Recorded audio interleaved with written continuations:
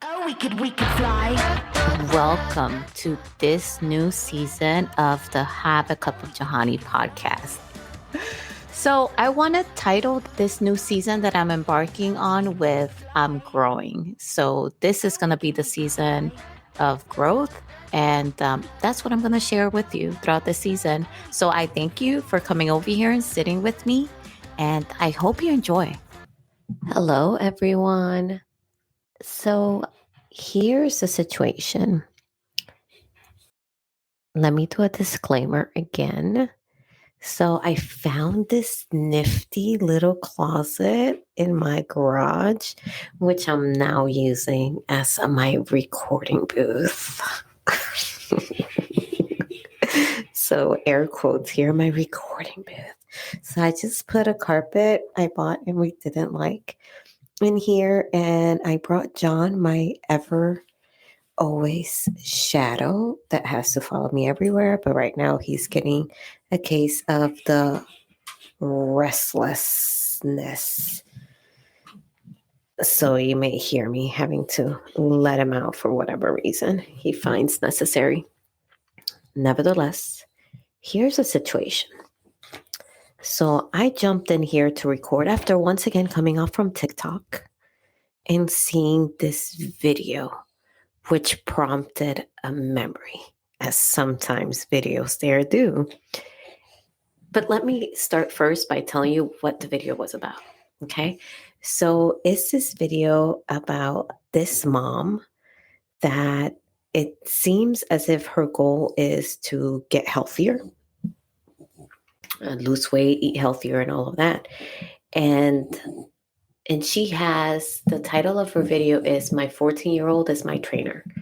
And of course, right away, the title totally intrigued me. And I watched the video from start to end. And at first, I was like, this is great. It's very motivational. But then it started making me want to cry. Bless you, John. When I would hear her 14-year-old, but then I started hearing the little one saying, bless you, John, saying, come on, mama, you got it. You got it. And it was after, like, during a scene when the mom was coming back towards the end of her jog, and the little one was waiting for her at the finish line along with the trainer, her 14-year-old. And the little one was just encouraging her and cheerleading for her and was like, come on, mama, you got it, you got it. And then you see the 14-year-old starting to run next to her. He has a camera on her. He's like, make it all the way to the stop sign. And it's just like pumping her up. And I am so here for that. It's like, not only is that super motivational, it's like, I'm currently like very scared of jumping back into fitness after not doing it for like 7 days because of COVID. And I like right now I feel weak just going up the stairs. So I can just imagine getting back into lifting weights. So I have to have that positive self-talk, that kind self-talk, I should say, to myself as I little by little insert myself back into that habit that I had formed, which was a lifting weight and cardio habit for every day. Or I'm sorry, 6 out of 7 days. And nothing wrong with it. I mean, I love it. It's one of my favorite things to do in the morning. And besides writing and reading, and it really pumps me up and sets me to have energy for the rest of my day. So it has become almost necessary to do. So me not being able to do it has been like crushing, right? As I'm trying to recover. So seeing this, I am thinking about my own health journey, but also it reminded me of a time when I had that belief that 14-year-old had in his mom. I used to have that belief on myself. And that's what I want to reflect with you today. You ready? Okay, let's begin. So what I said on that video was that sometimes I reposted it, by the way. So if you follow the podcast account on TikTok, you will see my other TikToks, and I put this on my book talk TikTok, which is the Have a Cup of Johanna TikTok, and you can hashtag that, and you will see all my videos. So I put on the repost that sometimes it takes somebody believing in you before you can start believing on yourself. But like I said, oh, hold on, John wants to get out. But like I said, this chat that we're having right now is about that one time that I had that just undying belief on me and something that I did. And looking back at it was so refreshing. So let's look back at this. So come back with me to when I was in sixth grade and I was in Chandler Magnet. So I've always been a nerd, and I tested out. I did one of these tests. I don't know if it was an IQ test or whatnot, because I don't remember. Back in the Dominican Republic, and they ascertained that I should not be in the grade that I was. That I was intelligent enough to be like 2 grades up from that one. But my grandma, who was raising me, she said, while she may have the smarts for it, she doesn't have the maturity for it. She knew me best. So she was like, no, we can push her up 1 grade. We will not push her up 2 grades because she's not at the maturity level and she may come across some things that she's not ready for if she does that. And thank God for my grandma. That woman was wise beyond her years. She probably saved me from some craziness, and I love her to this day for that. Nevertheless, why am I telling you this? I went to a magnet school where the focus was science and math, and I was in the science fair at that time. And I had a partner with me, and what we did was we were working on our project was about black bears. Right. And you're like, oh, that's nothing, right? It's just everybody does that, or, there's nothing to it. So it had to do with like natural sciences. It was like categories, if I remember correctly. And you get to pick what. And I've always been very attracted to animals, the furry ones. I'm not into snakes or any kind of reptile or amphibian things.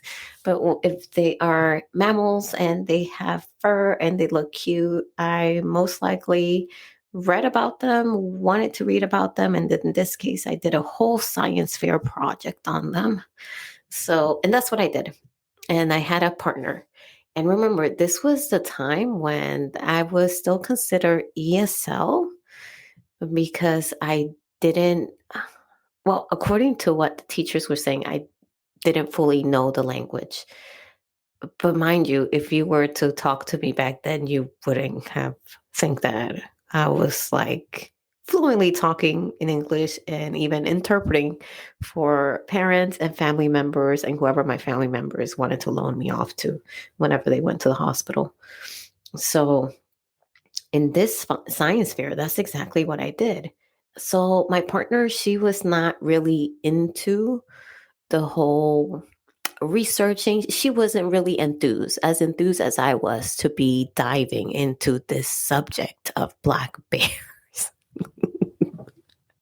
She was not, and I don't blame her, right? No, we all don't have the same interest. It was like she was dragged into it, and I was just very happy that she was there with me. I did all of the research. I remember, I don't know like how many weeks we had, but I remember I was so enthused about this. And I remember getting a cardboard, getting things from the library, going to the library, just like harassing the librarian to give me all the books that have to do with black bears, reading all of them and learning so much about them. Like I was one with the American black bear. Like that was me. That's how much I immerse myself. And to this day, that's how I am. I go into research rabbit holes, and if a topic entices me and just intrigues me, I jump head first into it. I am very curious about it, and I want to learn everything about that subject. And as long as can remember, that's how I've been, whether I was in the Dominican Republic or whether I was in the US. If something caught my attention, I was curious, and nothing could like satiate that curiosity, just knowledge and more knowledge and more knowledge. So when you look at the whole science fair, right? Because they put it all together, the school challenge magnet, they put it in the cafeteria. They cleaned it out. And then next thing you know, we all had our booths, we all had our tables. And ours was very humble because it was just essentially uh, a cardboard with a graph and a picture that I had drawn. And if you listen to a few episodes ago, you know, I don't have that artist gene in me, the whole drawing gene. That's not me. But I think I did some paper mache or something like that. It was like, or I probably like not drew something. I don't remember it, but I probably stenciled something, made a photocopy of something and cut it out, and then draw over it, and probably pasted that or glue that on the cardboard, and then did a graph of like this representation of the hibernation and what a black bear would do in a year's time. And then remember, I had read all these books. I hadn't taken any notes, but I had read all these books, and I had like knowledge just like swamp thing just in my brain, just guzzling, bubbling up, frothing up, just waiting to come out of my mouth. Once again, my partner, she was not enthused. She was like giving me the whole vibe that she was dragged to do it. She is just there because she needs the grade.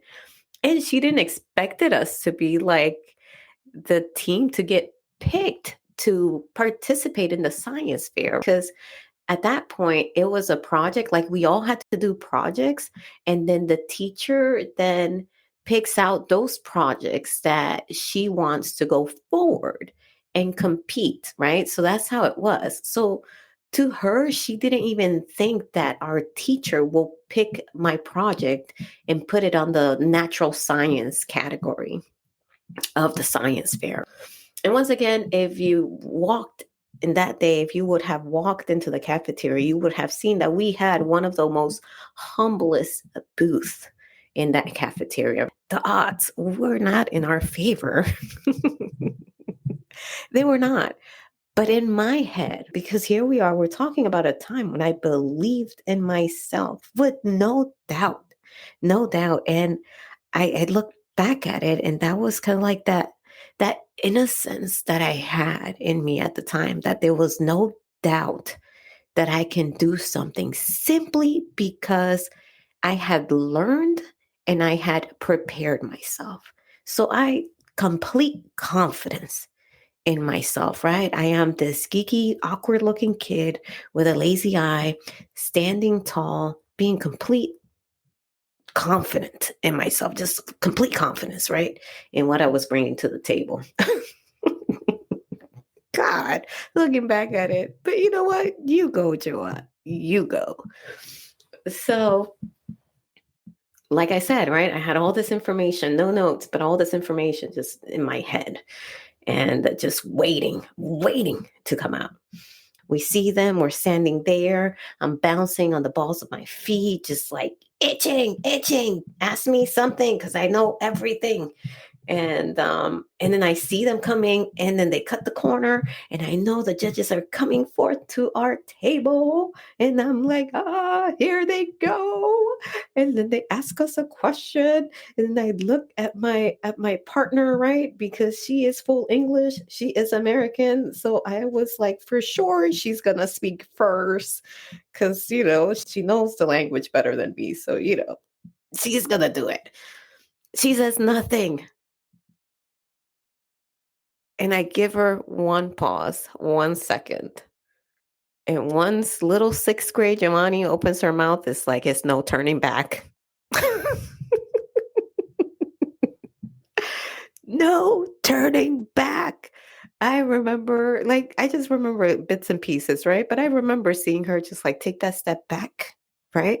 And I remember the judges just closing in on me with this like look of surprise and them nodding to each other as I just keep going and going about all the facts that I had learned for the past 2 or 3 weeks about the American black bear. And the next thing I know, I have like the other judges gathering around these judges and like more people gathering around our humble booth, right? And then at one time, even my teacher, right? And she's like shaking her head, like, being proud of us. And that was just like, if I remember correctly, it was several rounds of this, right? So it's like it's several rounds, and as the rounds go, like certain projects just get cut off, right? Like, okay, these are the ones going forward. We're going to a second round, and blah blah blah, right?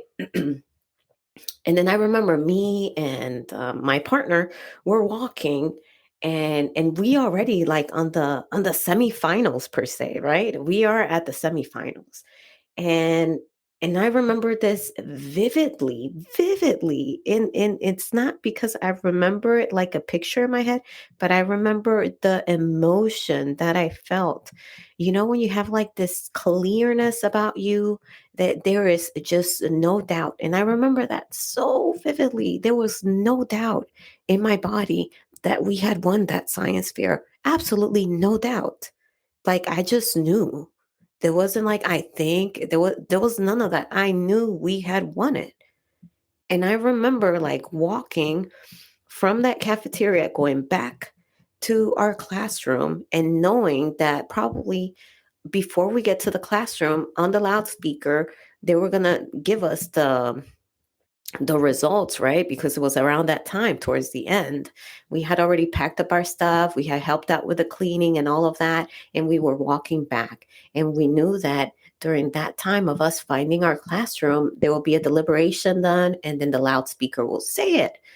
And my partner looked at me and she was like, yeah, I don't think we're gonna get it. Those other people better than us and stuff like that. And I remember looking at her and doing that Dominican, like, ah, you know. Literally, I looked at her and like, and she's taller than me. These American kids, I don't know what they would feed them, but she's taller than me. We're both in sixth grade, but man, I thought she was starting high school. And I just go like to her, just like wave my hand at her, ah. And I told her in my big accent, we got it. We winning, I told her. And I had no doubt. In my body, in my bones, in my brain cells, everything about me, from the universe on down, I knew that we had win it. And when it's fuzzy back in the day, it was a little fuzzy, it wasn't as seamless as it is now in the schools. So you kind of know when somebody was getting on the mic. And I just knew that that will be the result. And I'm just walking confidently. And then she's side-eyeing me, my partner, right? Like, kind of to say, like, I told you so. But I'm walking in my confidence, people. I'm walking. I already know. I already know it was the winners. And sure enough, there was like, and for natural science, the winner is Joanny Plasencia and such and such. I forgot her name. And I just gave her that one look, shrug, and gave her the one look. And I was like, I told you, you know. And we walked into our classroom and the teacher was clapping for us, But to me, it was kind of like, I knew. Like, I don't know what gave me that idea, but I had so much faith and confidence in myself and what I had done and what I had prepared for, that to me, that was just a no-brainer. And that was the time when I had utterly and complete confidence in me and in my abilities, even when the person right next to me did not. And I don't know if that's what manifesting is, or if that's just the confidence of being prepared and going into a fight prepared and knowing that you did your very best. And because you did your very best and you left it all out there, you are happy with the results. So it may be a little bit of both. I'm not sure, but I just wanted to share that with you and to leave you with that, right? So next time you know that you got to put on your armor, girlies, people, human X, and you got to put on that armor. You know, you're going to go into a fight, literal or metaphorical, but you prepared yourself for that. You know that you spent all that time getting ready for it, and you know that you're going to leave it all out there, that you left it all that in the arena, and that's the best that you can do. Walk out of there satisfied. You did it. You did it. That, to me, that is winning. You won, and leave with that. So, thank you for listening to me, reflecting back on this moment. And I hope I left you with something.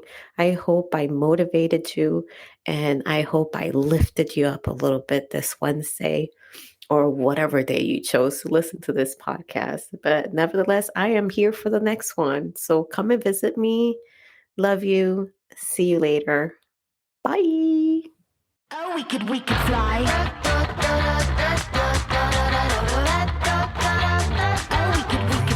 Thank you so much for listening. Don't forget to follow and subscribe to the show. See you on the next episode. Bye. Oh, we could fly.